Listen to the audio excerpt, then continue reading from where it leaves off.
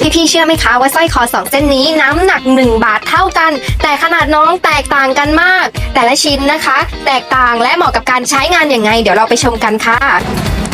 ชิ้นแรกค่ะชิ้นนี้น้องเป็นงานตันนะ ชิ้นนี้ใส่ได้ทุกวันเลยนะคะ ใส่นอนก็ได้นะคะ ชิ้นนี้สวยรวยแบบเบาๆค่ะ ใส่ได้ทุกวันใส่นอนก็ได้นะทนมากใส่อาบน้ำได้ด้วยนะคะ ชิ้นนี้นะ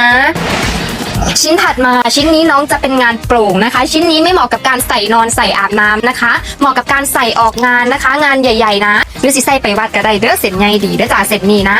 หรือสิใส่ไปวัดก็ได้เด้อ